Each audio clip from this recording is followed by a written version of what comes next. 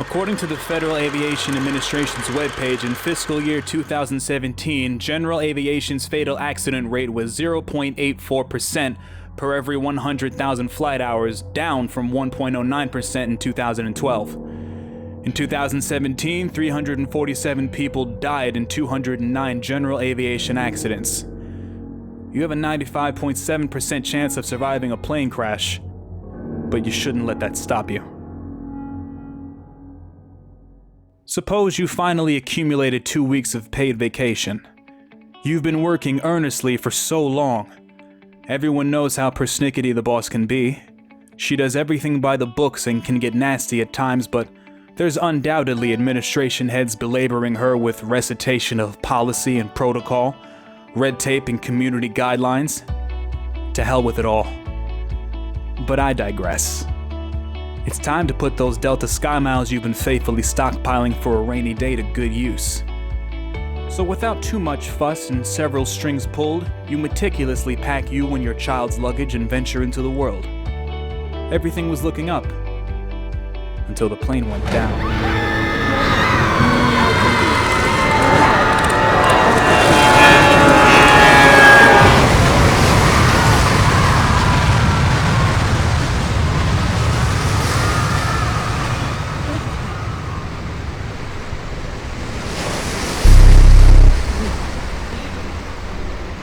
You find yourself sat at a table in the inky blackness of a forest.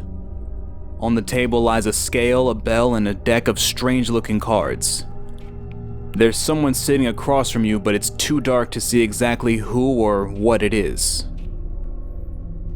The dark stranger speaks. It wants you to play a game. You draw 3 cards. How does it know what you drew? Hesitantly, you place down the squirrel. It directs you further. It's teaching you how to play. An idea creeps into your mind. If you can beat this thing at its own game, then maybe it will leave you alone, or maybe even offer you a way out of this mess. But let's not get ahead of ourselves. In order to play the noble stoat, a sacrifice must be made. The squirrel must die. An honorable death, the entity muses. It instructs you to ring the bell to signal the end of your turn. Since your opponent has no creatures in play, the stoat may attack the entity directly. As a result, 1 block appears on the entity's side of the scale. As the newly added weight tips the scales in your favor, you begin to understand. Whomever's scale touches the table first loses.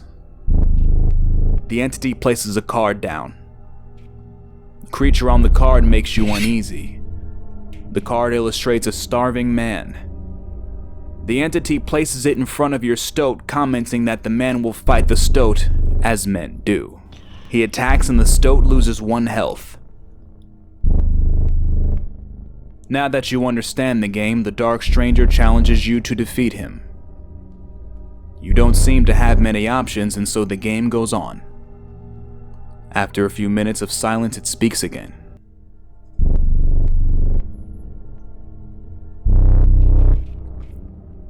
You didn't eat before you got on the plane. You read somewhere that eating before a flight could make it harder to sleep, and so you forewent a heavy meal. You didn't even realize how hungry you were until the entity reminded you. You don't respond. It's just trying to get into your head. Silently, you shuffle through your hand. The tenacious cat. It does not die when sacrificed. Quite a useful option. The raven. It flies over enemies to attack your opponent directly. That should be handy. You play the cat, and a few turns later you play the final move and win the game. Or at least this round. The entity places 2 cards face down and indicates that you must choose one for winning. A new card for your deck. You get the Warren. It adds 2 rabbits to your hand when played. That could be advantageous. Your stomach rumbles again and you curse yourself for skipping that meal.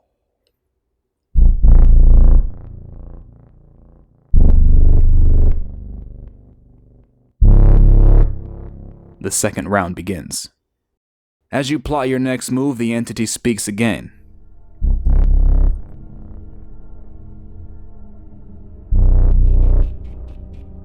Again, you ignore the creature's inquiries. Your child has nothing to do with this.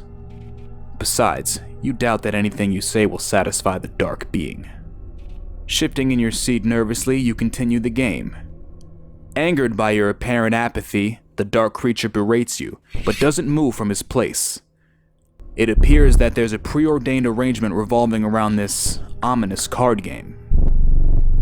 You begin to lose, and the creature places a knife on the table. How would that help you win?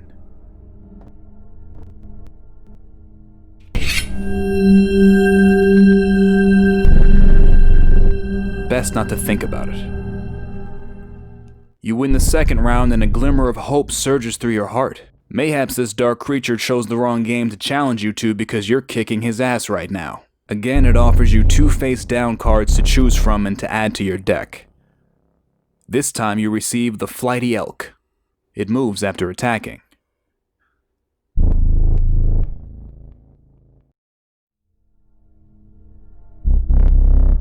The entity comments on your child's appearance, saying it too looks hungry. It promises to feed you if you can beat it one last time. Perhaps you misjudge the situation. For all intents and purposes, this thing hasn't been violent by any measure. Perhaps fear only exists in your mind. Or perhaps it's luring you into a false sense of security. The third round commences. Your first draws are weak and almost immediately you're losing the game. The creature offers his knife again. Undeterred, you steel your nerves and continue the game. Heavy blows are dealt on both sides with the scales being weighed down evenly. As you and the dark stranger continue your game, you see it. A winning play. You can feel your adrenaline surging as you concisely play your cards right, praying that the entity has no counter for it. It doesn't. Which means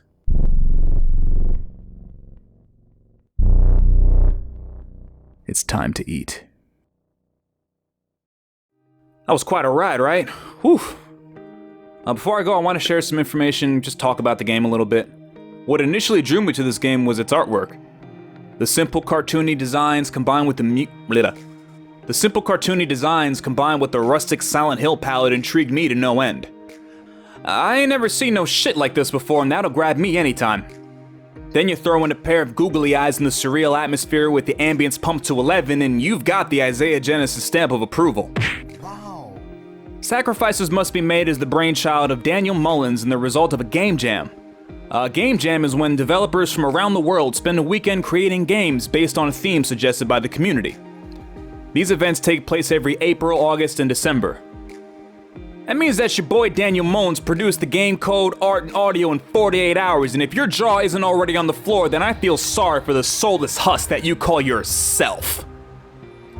He's also the creator of Pony Island and the Telltale Heartbeats. According to Daniel's webpage, sacrifices form the basis for his next large-scale game, Inscription, which is sacrifices, but seemingly completely fleshed out with more opponents, more cards, more environments, and maybe a story to wrap it all up. So I'm definitely going to keep my eye on him.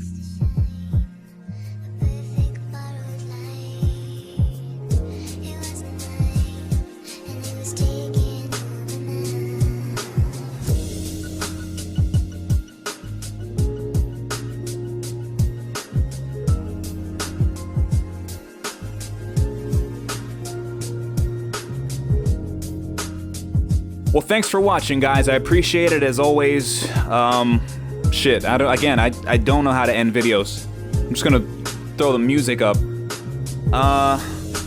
Every Wednesday I'm gonna release some random stuff, something like this. And on Saturdays I'll do my main series, which is right now, it's Doom Eternal. But after that it'll be Blasphemous, and just keep an eye out Wednesdays and see what happens. Alright guys, I'll see you later. Bye, bye, bye, bye.